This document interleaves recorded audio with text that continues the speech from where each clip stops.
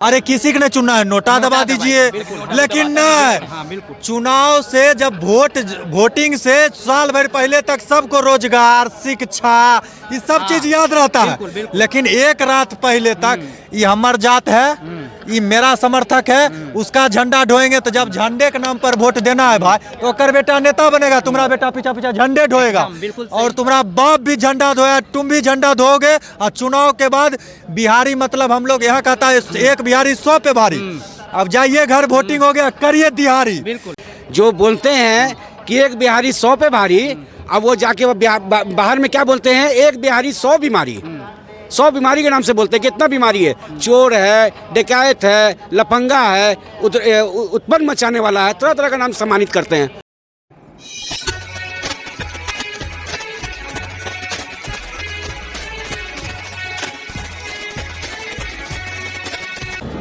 अभी हम जंक्शन पे खड़े हैं।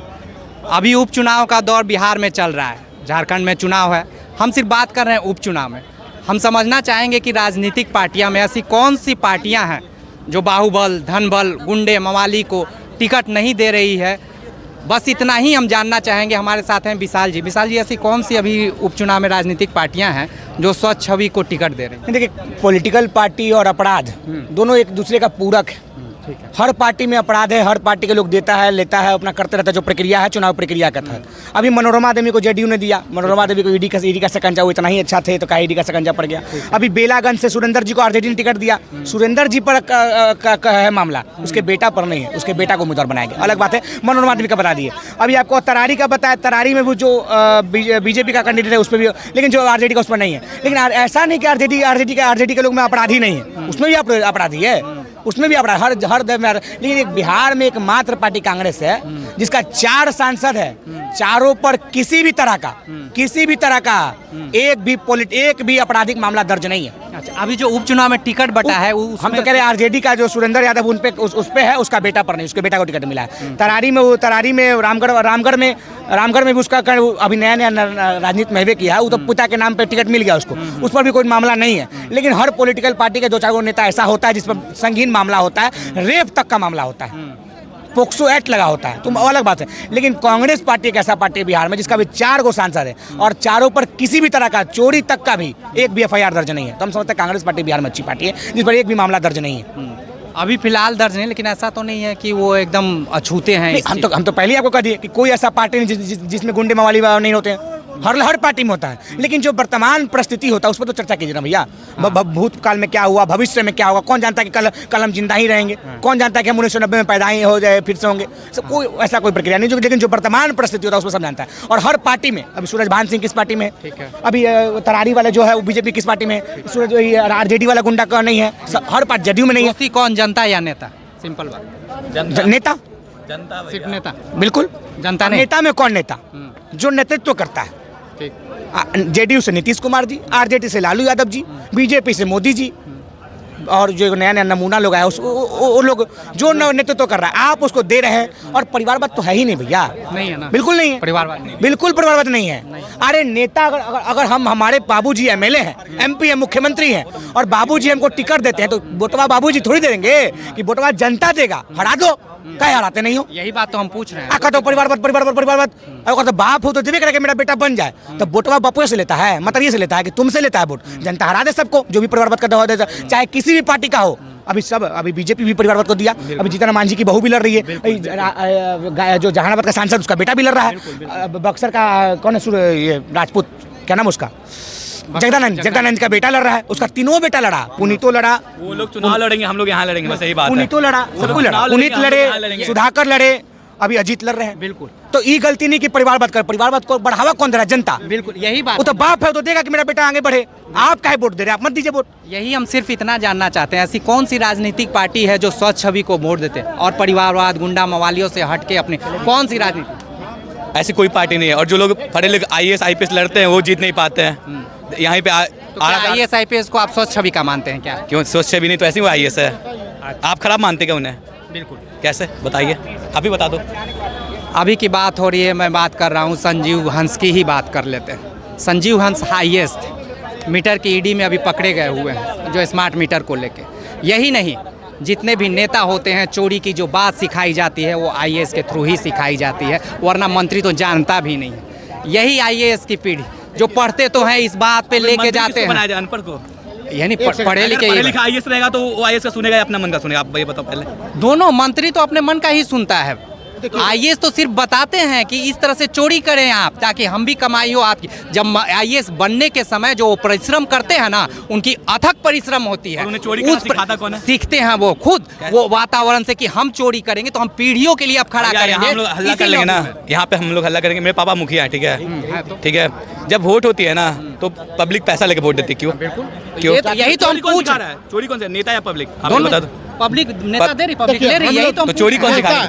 आपका नेता और प्रशासन वैसा ही होगा जैसा पब्लिक खुद रहेगी। यही बात हम बोल रहे हैं, पढ़ाई कोई पैमाना नहीं कि वो चोरी। सुन ना भाई, अब बताइए, इसमें बस खाली इतना ही हम जानना चाहते हैं, आज की कौन सी राजनीतिक पार्टियां हैं जो स्वच्छ छवि को टिकट दे रही है और जहां परिवारवाद गुंडामर्दी कौन सी है हमारे उपचुनाव में? अगर पार्टी स्वच्छ छवि और बिना परिवारवाद के टिकट देगी तो जनते वोट नहीं देगी, वो पार्टी का अस्तित्व खत्म हो जाएगा। इसीलिए पार्टी जिम्मेदार नहीं है परिवारवाद के लिए, जनता जिम्मेदार है परिवारवाद के लिए। अगर उसका बेटा खड़ा हो रहा है, अगर वो योग्य नहीं है, तो आपको जो अधिकार दिया गया है बटन दबाने, जिसे ईवीएम में टिपते हैं तो पी बोलता है, ना मत दबाइए, हरा दीजिए। अरे किसी को नहीं चुनना है, नोटा दबा दीजिए, लेकिन नहीं, चुनाव से जब वोटिंग से साल भर पहले तक सबको रोजगार, शिक्षा, ये सब चीज याद रहता है। लेकिन एक रात पहले तक ये हमार जात है, ये मेरा समर्थक है, उसका झंडा ढोएंगे। तो जब झंडे के नाम पर वोट देना है भाई, तो कर बेटा नेता बनेगा, तुम्हारा बेटा पीछा पीछा झंडे ढोएगा, और तुम्हारा बाप भी झंडा धोया, तुम भी झंडा धोगे। और चुनाव के बाद बिहारी, मतलब हम लोग यहाँ कहता है एक बिहारी 100 पे भारी। अब जाइए घर, वोटिंग हो गया, करिए दिहाड़ी। बिहारी मतलब दिहाड़ी, बिहारी मतलब दिहाड़ी। अब बाहर में जाकर सुनिए गाड़ी, यही बन चुका है। कोई नेता जो है सो, अरे हर बाप सोचता है कि हमारा बेटा भले अकर्मल हो, चोर हो, क्रिमिनल हो, फ्यूचर सिक्योर हो। तो परिवारवाद खिलाफ कैसे है? एक गरीब व्यक्ति को अगर मौका मिलेगा कि मेरा बेटा करोड़पति हम बना सकते हो, क्या उन्हें चाहेगा? आप बस जनता कोई चीज सोचना चाहिए। लालू जी, उनका बेटा नम्मा पास है मात्र, लेकिन कितने अच्छे पिता हैं कि अपने बेटा को मुख्यमंत्री बनाने का सपना देख रहे हैं। लेकिन बिहार की जनता कितना मूर्ख है कि ग्रेजुएट बेटा कह रहा है कि झंडा ढुओ, उसके बाद जय राजद, जय मोदी करो। तो तुम्हारा बेटा झंडा नहीं ढुएगा तो बिहार का नेतृत्व करेगा? ये जनता जिम्मेदार है। भैया, हम सिर्फ सिंपल सा सवाल जानते हैं, ऐसा कौन सी यहाँ हमारी राजनीतिक पार्टियां हैं, हम तो पक्ष विपक्ष में बटे हुए हैं, जो स्वच्छ छवि को नेता बनाना चाहते हैं? कौन सी ऐसी पार्टी, और इसके लिए दोषी कौन है? परिवारवाद, गुंडा, माफिया को हम लोग जिताने के लिए, जनता या नेता? बस इतनी बात। देखिए, पार्टी तो कोई ऐसी नहीं है जो साफ छवि की हो, साफ छवि को टिकट दे रहा हो। और दोषी का जहाँ तक बात कर रहे हैं, दोषी जनता है, निर्णय नहीं कर पा रहा है। ठीक है, जो अधिकार का बात करता है, जो संविधान का बात करता है, जो लोकतंत्र का बात करता है, जो सुरक्षा का बात करता है, जो सिंचाई का बात करता है, उस पर ध्यान ही लोग नहीं जाता। ठीक है, यहाँ तो बेरोजगारी बिहार में इतना ज़्यादा है कि 500 रुपये में वोट खरीदा जाता है। इलेक्शन कल सुबह में है तो आज रात में गांव के गांव घुमा जाता है, 500 रुपये बांटा जाता है, ये देखा हुआ है। सुबह में मीट का, मुर्गा का और मटन का दावत दिया जाता है। ठीक है, तो उससे वोट लोग दे देते हैं। ये दुर्भाग्य हमारे बिहार का। और सबसे पिछला राज्य मेरा बिहार है। ठीक है, जो लोग ट्रेनों में, बसों में, ट्रकों में भर भर के प्लान जो कर रहे हैं, जो बोलते हैं कि एक बिहारी 100 पे भारी, अब वो जाके वो बाहर में क्या बोलते हैं, एक बिहारी 100 बीमारी। 100 बीमारी के नाम से बोलते हैं। कितना बीमारी है? चोर है, डकैत है, लफंगा है, उत्पन्न मचाने वाला है, तरह तरह का नाम सम्मानित करते हैं। ठीक है, तो ये जनता का गलती है। जनता को निर्णय करना होगा कि आपके दरवाजे पर जो संसद, जो विधायक जो आए वोट मांगने के लिए, उसके बारे में जनता को जांच पड़ताल करना है। जैसे पुलिस मेरा जांच पड़ताल करता है, मेरा कैरेक्टर सर्टिफिकेट, तो आप उसका जांच कीजिए कि वो कैसा छवि का है, वो अच्छे छवि का है कि नहीं, उसमें क्रिमिनल रिकॉर्ड क्या है, आप उसको जाँच कीजिए। जब तक जनता नहीं जागेगी, कुछ नहीं होगा मेरे बिहार का। चुनाव के पहले तो हम लोग मुद्दा ये रहते हैं, शिक्षा, स्वास्थ्य, रोजगार, रोटी, कपड़ा, मकान। लेकिन जैसे ही चुनाव का अंतिम दिन आता है, वही मुर्गा रोटी 500 रुपये पे ख़त्म हो जाता है समीकरण। और यही देन है कि जितने भी गुंडे माफिया होते हैं, आप देख लीजिए उपचुनाव में कौन सी ऐसी पार्टी नहीं है जो कि अपने धन बल, बाहुबल के लिए खड़ा हुआ है। और ऐसे ही लोग को हम जनता जिताते हैं। कहाँ से हम बिहार बदलने की बात करते हैं? क्या ये सिर्फ चर्चा का ही विषय बन के रह जाएगा अभी के 75 साल, और क्या आने वाले समय में भी यही तो नहीं रहेगा सर? अभी जैसे आगामी 4 सीट पे चुनाव है, जिस तरह से सोशल मीडिया पर कुछ वीडियो वायरल हो रहा है, तो लोग बोल रहा है कि जिताने के लिए धन, मन, तन सब लगा देंगे। इसका मतलब समझ रहे हैं? पूरा ताकत झोंक देंगे। धन से भी, मन से भी, तन से भी। मतलब तन का मतलब कि अगर अगला आदमी समझेगा तो फायरिंग भी हो सकता है, गोली भी चल सकता है, लाठी भी चल सकता है, कुछ चल सकता है, ठीक है। तो ये तो दुर्भाग्य है मेरे देश का, और लोग उसमें उलझ के रह जाते हैं। तो पहले क्या था कि पहले बांटा गया जाति में, ठीक है, अब बांटा जा रहा है रोटी में, कपड़ा में, मकान में, और बेरोजगारी सीमा चरण पे है। इस पर बात कीजिए, ठीक है, रोटी का बात कीजिए, कपड़ा का मकान का बात कीजिए, कपड़ा का मकान कीजिए। तो यहाँ लोग मतलब तरह तरह का, आप तो जानते हैं राजनीति करने का अब जो नया उमंग इन लोग का निकला, जो नया पहल है, ये मेरे समझ से बाहर है। ये इसके लिए तो एक पार्टियों को दोषी नहीं, ये तो हर पार्टियों की दोषी। सारे पार्टी का। सर एक बात बताइए, तो आप बोलिएगा सर, एक बात बताइए, जैसे अभी का हमारा क्या मुद्दा होना, क्यों राजनीतिक पार्टियां इसमें कितना दोषी है कि हम लोग जो ज्वलंत मुद्दे हैं, शिक्षा, स्वास्थ्य, रोजगार छोड़ के हर बात को डिस्कस करते हैं। ये आप जनता की बात बोल रहे हैं? हाँ, जनता की। कहाँ तक दोषी है? कौन दोषी है ऐसे गुंडे मवाली नेताओं को जिताने में? हम ही हैं, कहीं ना कहीं तो हम ही दोषी हैं। हम ही है? हाँ बिल्कुल हम ही हैं। नेताओं से ज़्यादा जनता दोषी है। सिस्टम प्रणाली ही गलत है यहाँ का, जो चुनाव का प्रणाली है वही गलत है। जो जैसे अमेरिका में चुनाव होता है, हम तो इंडिया के हैं। हाँ, कभी जैसे मैं तो इंडिया का हूँ, खासकर बिहार का, पटना का निवासी हूँ, और मैं बात अमेरिका की कर रहा हूँ। तो क्यों कर रहा हूँ, वहाँ का जो इलेक्टोरल है ना, चुनावी प्रक्रिया है, वो एक बहुत सिस्टम के तहत होती है। पहले आपस में जो प्रतिद्वंदी होते हैं वो आपस में डिबेट करते हैं, जनता उन्हें चुनती है कि हाँ ये योग्य है या नहीं है। उसके बाद वो प्रधानमंत्री या राष्ट्रपति के लिए जो भी हो वो चुना जाता है उस सरकार को। वैसा ही प्रक्रिया यहाँ होना चाहिए।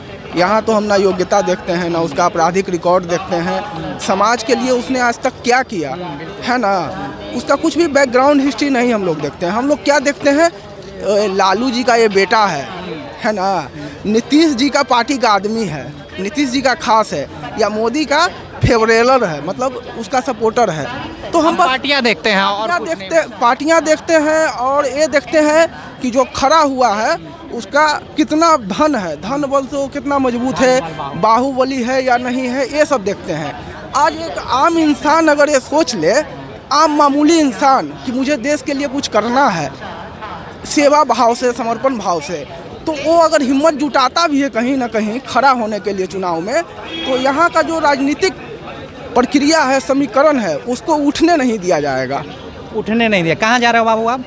जा रहे धनबाद। क्या करते हो आप?